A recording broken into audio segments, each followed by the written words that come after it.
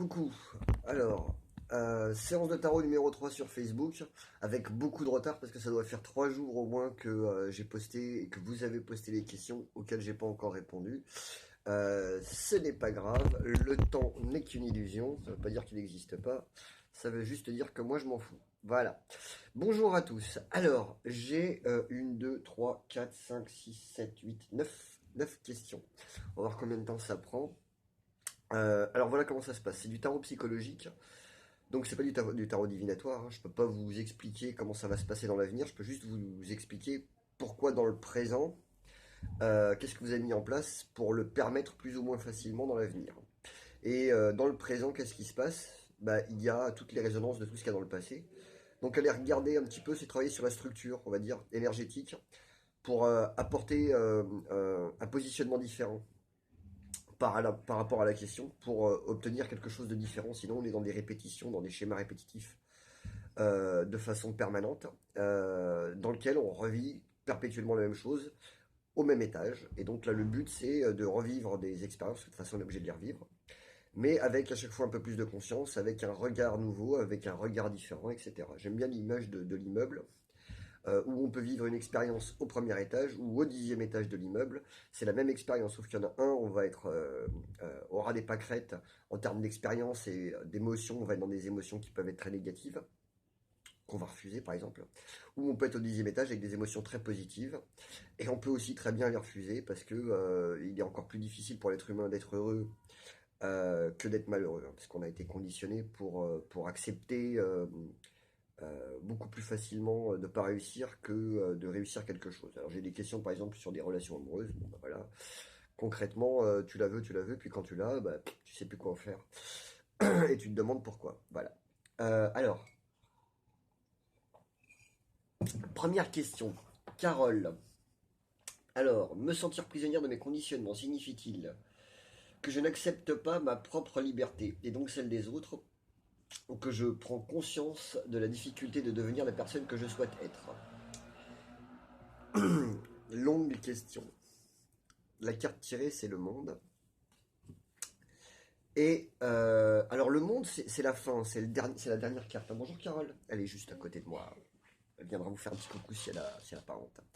Et donc la carte du monde, c'est la dernière carte du jeu. Donc c'est peut-être un peu toute la difficulté et la question de tous les gens qui rentrent en spiritualité, qui est comment on fait pour être arrivé, par exemple. Hein, parce que me sentir prisonnière de mes conditionnements, tous, on est tous prisonniers de nos conditionnements.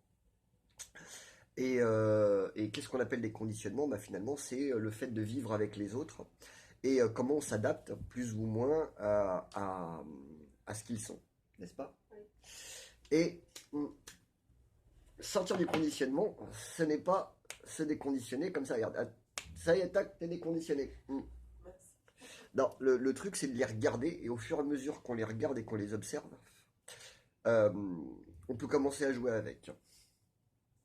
Je crois que c'est surtout ça le truc. C'est arriver, ça arrive jamais. On n'arrive jamais. J'aime beaucoup cette image, je ne l'ai jamais donnée en vidéo, alors je vais vous la faire. Alors vous imaginez un bonhomme de cette taille-là, d'accord? Et puis le bord du monde, il est là, hein, comme si on vivait dans un monde fini, d'accord? Le bord du monde, il est là. Eh bien, quand on se rapproche en termes de conscience, on va se rapprocher du bord, et plus on va se rapprocher, plus on va devenir petit, petit, petit, petit, petit, petit, petit, petit. Et ben le gars là, et cette taille-là, à cette distance-là, il est exactement à la même distance que quand il était là, à cette taille-là. Voilà. Donc vous n'arriverez jamais nulle part, parce que la conscience est infinie, et que nous sommes finis. Donc oubliez le fait de devenir des êtres de lumière, soyez juste des humains, ça sera déjà pas mal. Voilà. Et être un humain, c'est faire des expériences, donc faire des erreurs, hein, puisque si tu recommences 2 fois la même chose, la première c'est une expérience, la deuxième c'est une erreur. Et donc à chaque fois que tu fais une expérience, de regarder comment c'était, pourquoi, qu'est-ce que tu as eu besoin de comprendre pour le faire, pour que la prochaine, ça soit autre chose. Le monde, ça tourne, hein, d'accord. C'est une carte qui nous dit que on doit être capable de comprendre le concept, c'est-à-dire le divin, et de l'incarner ensuite dans l'humain. Comment on fait pour venir dans la jouissance? Comment on fait pour dans l'incarnation, comment on fait pour comprendre ce qui est divin et le mettre dans la matière? Voilà. Ça va comme réponse? Ça va. Ça pique un peu, ça va. Ouais, mais moi, quand ça pique pas, j'aime pas. Alors, Marion qui dit pourquoi les gens sont susceptibles et elle tire le mat. Alors, Marion, moi, je connais un petit peu Marion. Marion est en voyage en ce moment, elle est en Inde. Elle a démarré au Tibet et donc elle découvre euh, sa propre susceptibilité, hein, parce que les gens c'est toujours nous, hein, donc c'est moi qui suis susceptible. Ça va parler à quelqu'un d'autre, suivez mon doigt. Et pourquoi les gens sont susceptibles? Ils sont susceptibles parce qu'on est susceptible. Euh, le maths, c'est pour ça que je fais le parallèle avec l'Inde et le maths, parce que le maths c'est le chercheur, c'est la carte zéro. Certains disent que c'est la carte 22, peu importe, c'est la même. C'est là où tu arrives, c'est-à-dire que tu comprends que de toute façon tu es toujours en train de faire le chemin, hein. Donc, c'est le petit bonhomme là qui, plus il se rapproche du bord du monde, plus il devient plus petit.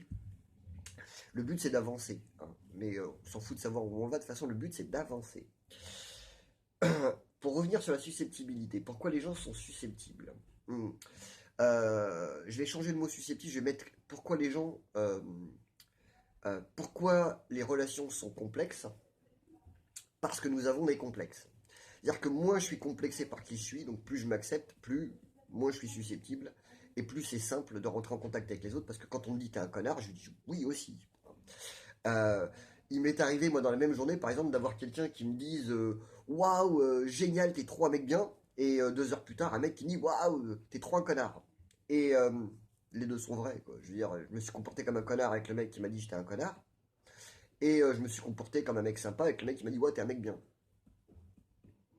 Euh, les deux sont vrais. Il n'y a pas de. Enfin, on n'a pas à faire, on n'a pas à vouloir être ou d'un côté ou de l'autre, on est les deux en même temps, quoi. C'est comme si tu voulais que tu aies qu'un seul côté de ta main et que tu voulais pas l'autre côté, c'est pas possible.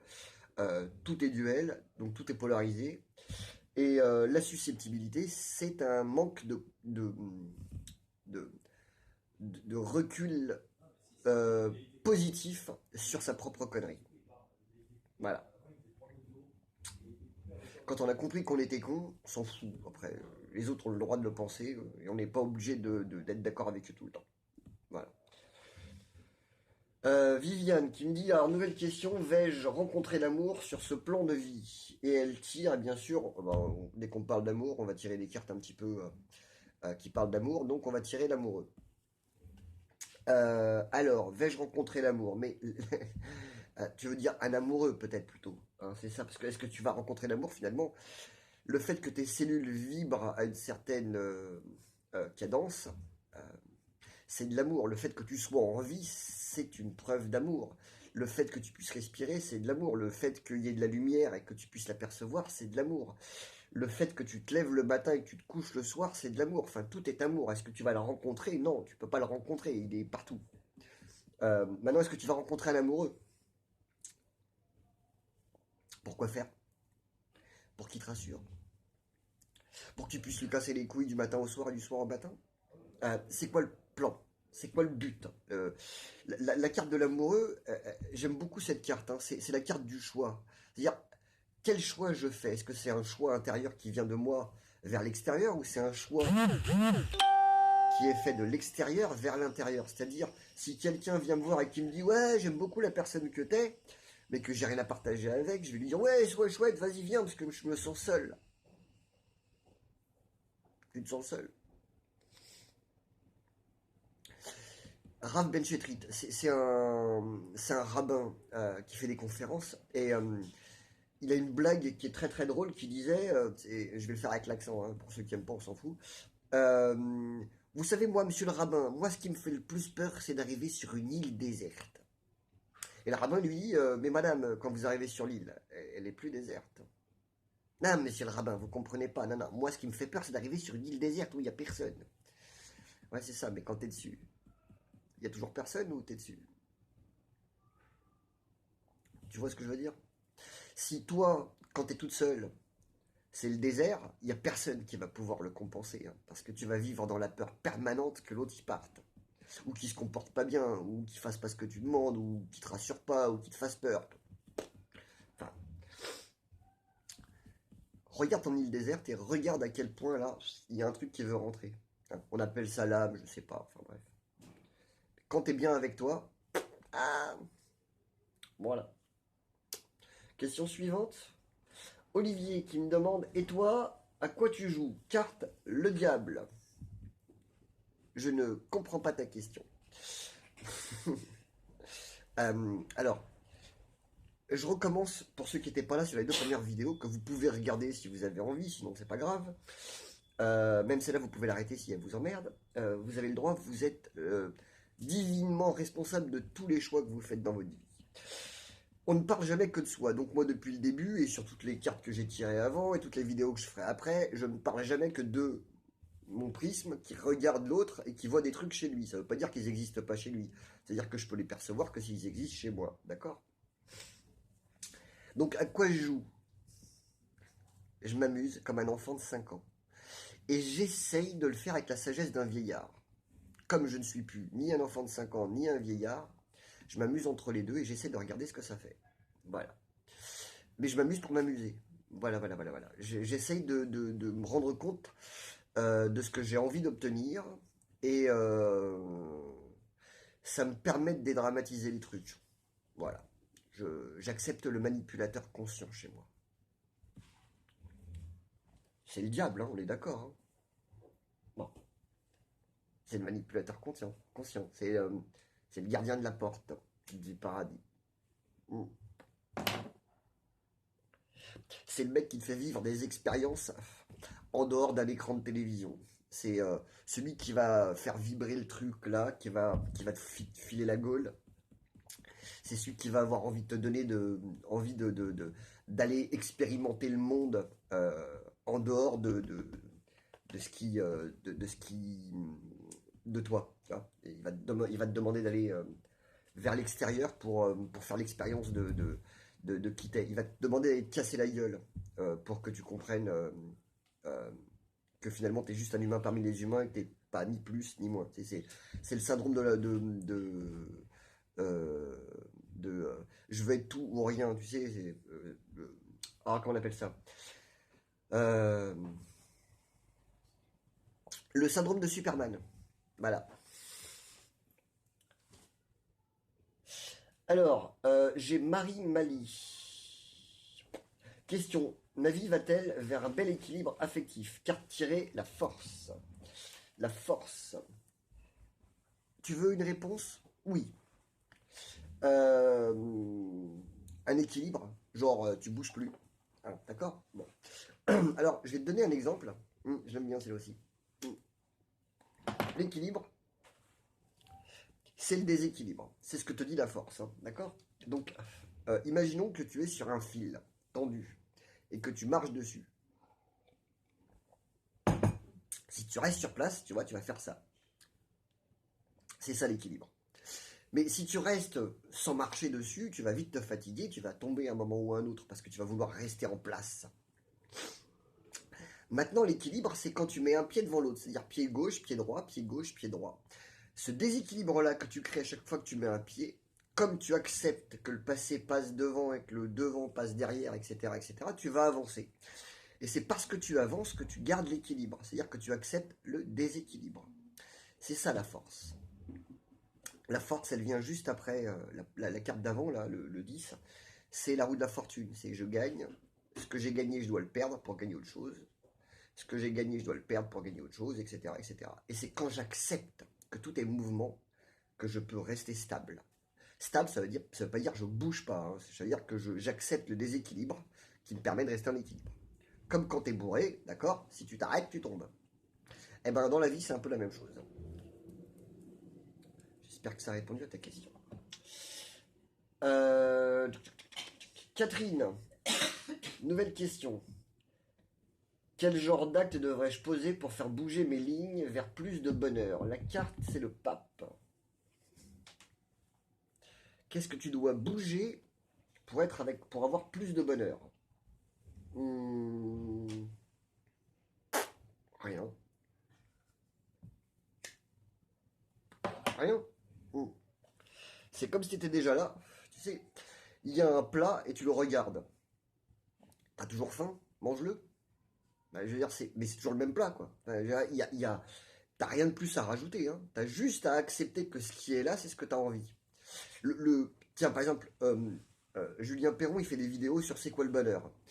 Et chacun a sa réponse, hein, c'est quoi le bonheur. Alors j'en sais rien pour toi. Par exemple, pour moi, le bonheur, ça va être d'avoir des prises de conscience. C'est-à-dire que même quand je vois un truc que je déteste chez moi, que je trouve ça, je fais ah bah je suis quand même pas comme ça. Bon bah force est de constater que si c'est en face, c'est dedans. Donc bon, ouais c'est moi. Bon ok. Alors je me mets des coups de marteau, clac clac clac clac clac clac, jusqu'à ce que je pète ma structure.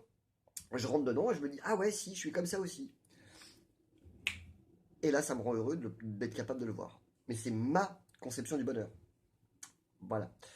Mais c'était déjà devant, hein, je veux dire. Tu vois. Le con que je rencontre en face qui me dit t'es con, et moi je lui dis ouais, non, c'est pas vrai, c'est pas juste. Enfin bref, pourquoi tu me parles comme ça?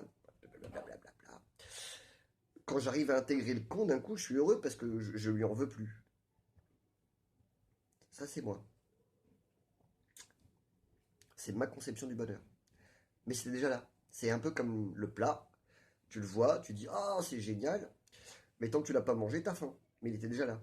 Tout est déjà là. Y a rien à rajouter, si tu veux. Après, tu peux voyager, hein, tu peux faire des trucs, enfin. Mais c'est déjà là. Après, tu peux aller ailleurs pour le voir. Mais c'est déjà là. C'est déjà là. C'est ça le truc que je voulais que tu comprennes.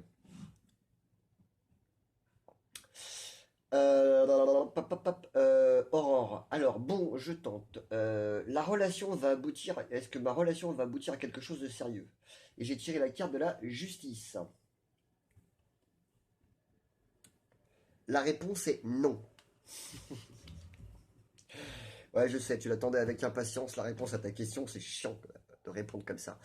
Euh, c'est quoi sérieux?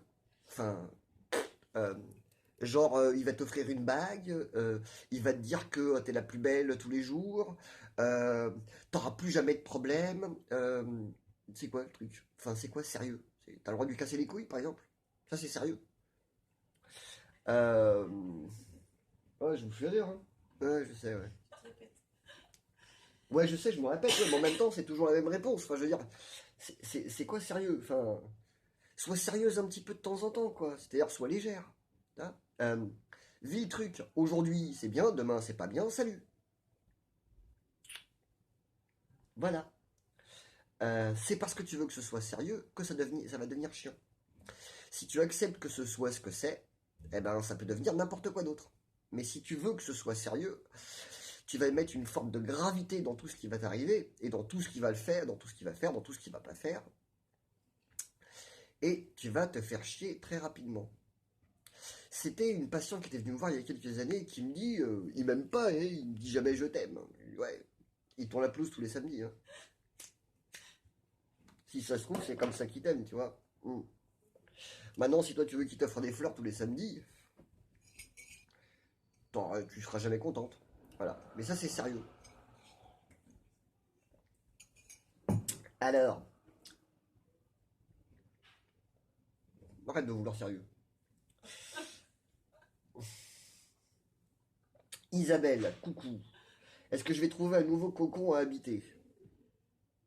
Tu as tiré le chariot. Le chariot te dit que tu vas bouger. Est-ce que ça sera un cocon? Oui. Est-ce que tu en avais déjà un? Oui. Pourquoi tu as envie de changer? Si tu vas retrouver, c'est que tu avais. Si t'as plus, c'est la roue de la fortune, c'est que ça bouge. Le chariot te dit qu'il y a du mouvement. Alors c'est cool. Est-ce que ce sera un cocon? Est-ce que tu y seras bien? Combien de temps? Ça, c'est toi qui vas choisir en fonction de comment tu vas l'habiter, le truc.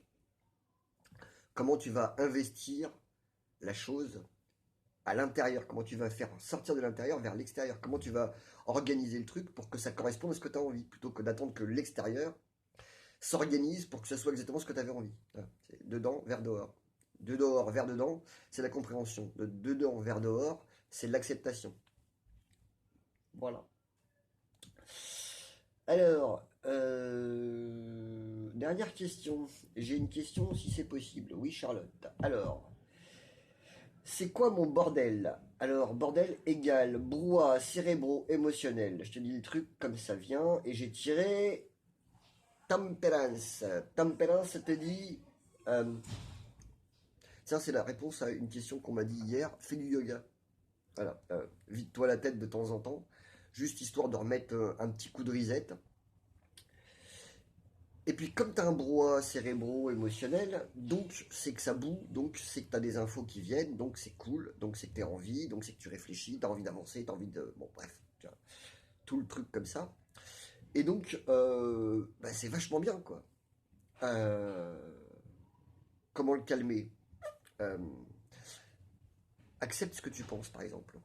Accepte l'émotion quand elle vient. Parce que si elle vient et que toi tu la refuses, parce que tu veux la calmer, parce que l'émotion que tu ressens, tu as l'impression qu'elle est pas juste, elle peut pas se calmer, parce elle va taper de plus en plus fort à la porte jusqu'à ce que tu ouvres la porte. Euh, Tempérance, c'est pas uniquement calmer ses émotions, tu vois, c'est les accueillir pour qu'elles passent. Si je suis en colère, ce qui m'est arrivé il y a quelques semaines, là, par exemple, pendant quelques semaines, si... Oui, je parle de moi, oui. Si je suis en colère et que j'accepte pas d'être en colère, je vais la réfréner, la réfréner, la réfréner jusqu'à ce que ça devienne de la rage, de la colère très, très forte. Et au moment où elle explose, c'est au moment où tiding, le mec qui appuie sur la sonnette ouvre la porte, bam, il prend un coup de boule. Parce que pendant des semaines, t'es là en train de dire non, non, non, je veux pas, je veux pas, je veux pas. Si, si, accepte-la. Sors. T'as de la joie. Sors. C'est parce qu'on accepte nos émotions qu'on sait qu'on est en vie. Hein. Sinon, voilà. Donc accepte. Tu vas voir, si dès que tu acceptes les émotions, alors c'est compliqué, hein, parce qu'accepter ses émotions, c'est un peu comme quand le mec il dit lâche prise. C'est ouais, mais je sais pas ce que c'est. Ouais, je sais. Je sais. On est tous à la même enseigne. Donc évidemment,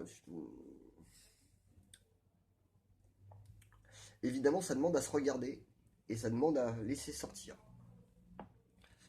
Voilà. Voilà.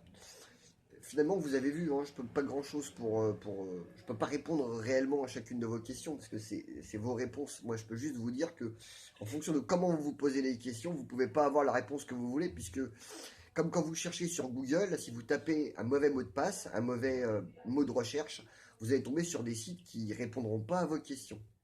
Donc, changez la question et en changeant la question, vous obtenez une réponse qui est différente.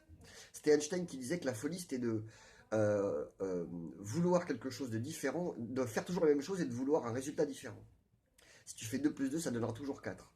Hein. Quand tu cherches un truc sérieux, ça va être aussi sérieux que ce que tu avais avant, par exemple. Tu vois, c'est toujours la même merde, parce que tu fais toujours 2 plus 2, ou un plus un, donc tu vas tomber forcément sur 2. Tu te dis, oui, mais moi je voulais 3 par exemple. Bah ouais, mais alors fais 2 plus un, tu vois, ou un truc comme ça. Voilà. Bon. Bah, j'espère que ça vous aura plu, puis si ça vous plaît pas, bah, c'est pas grave, hein. Faites avec. Voilà, moi aussi. Passez une bonne journée, je m'excuse encore pour le retard, parce que je suis un grand feignant devant l'éternel. Ciao ciao.